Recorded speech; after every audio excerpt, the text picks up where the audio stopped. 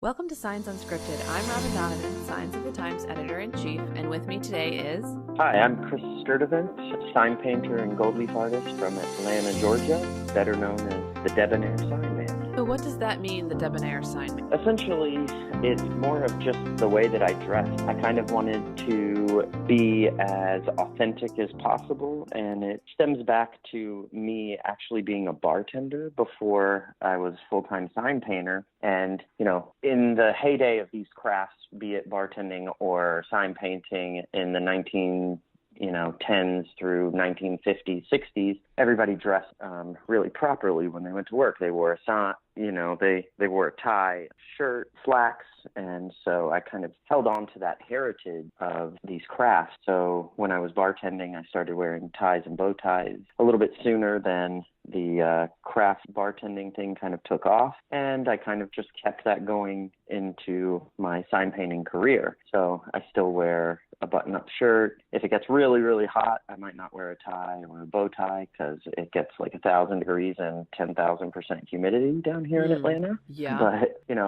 if I'm ever inside painting, doing a gilding job, things like that, I still always wear slack, a nice button-up shirt, a tie or a bow tie, and an apron over top. So Debonair kind of came along with that. Okay, so it's a personal style, essentially. Okay, that goes along with your brand. Yeah, and it was just something that, my grandfather kind of instilled in us when we were a little bit younger to kind of dress for, success, dress for what, how we wanted to feel and what we wanted to portray. And so, I don't necessarily look down on any painter for dressing any way that they want, but what makes me feel good and makes me feel comfortable and confident when I'm selling a job or even finishing up a job and collecting a paycheck is, looking really nice, looking well done, well together. And, I think that kind of that confidence reflects in my abilities and my signs. Very cool. And so before we get into the important stuff, let me ask you about the really important stuff. How many bow ties are in your collection? I would probably say I have about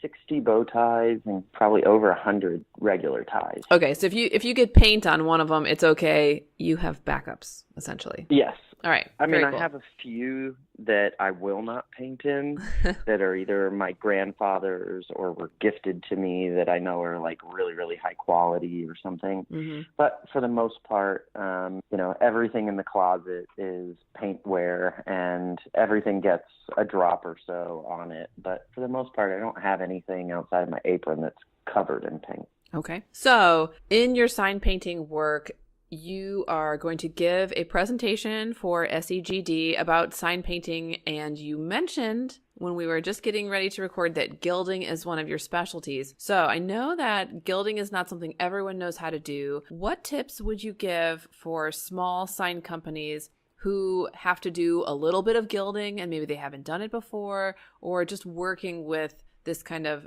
medium that's unusual now for most companies? Yeah, so I mean, a lot of people think of gilding as this like really difficult, really finicky process that just takes a lot of time and very few really skilled craftsmen can do it. But honestly, not everybody needs to be on the level of Dave Smith. Dave does fantastic work, and he's such a great teacher. He's a really big inspiration. But there are simple ways of gilding. There are plenty of ways of doing surface gilding that, as long as you're a good sign painter and can really execute lettering, you can do surface gilding really, really easily. It's just knowing the proper timeline more than anything. And then when it comes to water gilding, the biggest thing that I can offer to anybody trying to learn is A, read Gold Leaf Technique, the Ray LeBlanc book, and B, clean your glass. Clean it a second time, maybe even a third time,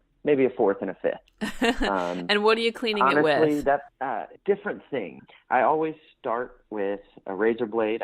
I scrape the glass to make sure there's no big chunks or anything. Then I move into a little bit of isopropyl alcohol at 80%. Then I do window cleaner. And then finally I clean up with a final round or three of Bonami. And so The thing is like you want to use the original formula from 1886 or the cake, which aren't that easy to find nowadays. So we've found a few other things that work in their place. Whiting powder works really well, which you can order from a lot of art supply stores. And there is a kind of a cake thing called Shidazzle that we also get here in the States that works out really well. Or if you're over in Europe, you can use Pierre Ardent. We use those to clean the glass as well. Just depends on where you are and what you've got. But essentially, it's just a kind of gritty powder that really helps kind of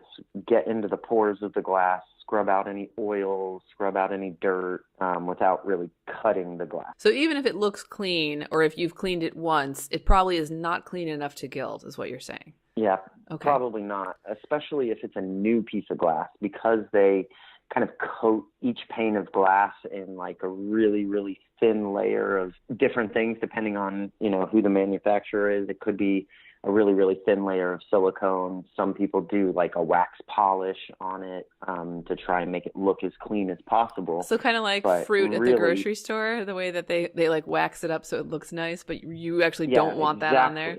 Okay. Yeah, exactly. So, just like soaking your fruit in a little bit of vinegar or water helps break down that wax. You need something to cut through that so that you're starting with the freshest, cleanest piece of glass. And that's, after that, you can get into more specifics about like how much gelatin you use in your size, how clean is your water, how clean is your size brush. Mm-hmm. But, starting with the basis of a really clean piece of glass is the strongest piece of advice I can give any gilder. All right. So we heard you. Up to 5 cleanings is not ridiculous. What would you say is the biggest mistake that people make when they are gilding the first time? Let's assume that they managed to get the glass really clean. If they're gilding alone, the first mistake is probably trying to lay a full sheet of gold leaf on the glass. That's something that's pretty difficult to do. It can be taught. There are a few kind of like,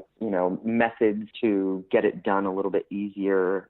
Say if you have a Smith tip or a French gilder's screen, those make it much easier. But even then, you might not know how to charge it properly. You might not know how to put it down on the gold leaf properly. So then when you pick it up and try to put it onto the glass, it looks all wrinkled and messed up, and so then you just try to put another piece of gold over it, another piece of gold over it to try and fix all the cracks and repairs, but really you're mounding it up on the back, and it makes it really difficult to actually clean and get those cracks and those holes to then lay flat. First key is to make sure you have enough size flowing on it. Flow as much water as you possibly can without, creating a giant pool at your feet. But then when you lay a sheet, start with half sheets are really easy to lay and lay flat, not tear. So, start by just laying half sheet until you get comfortable, and then you can kind of move up in size. Everybody wants to lay the perfect, flattest, full straight out of the book their first time, and it, never goes well. It never works. No. Okay, perfect. So those are some really great tips. Now, tell us one more time the book that you recommended in case anyone wanted to check that out. Yeah, it's called Gilding Techniques by Raymond LeBlanc. Okay. The 4th edition was updated by Kent Smith. Okay. And so you are the Debonair Signman. What is the best place to find you online? The easiest way, because Debonair is really hard to spell apparently, is my website, which is atlantaSignPainter.com. Okay.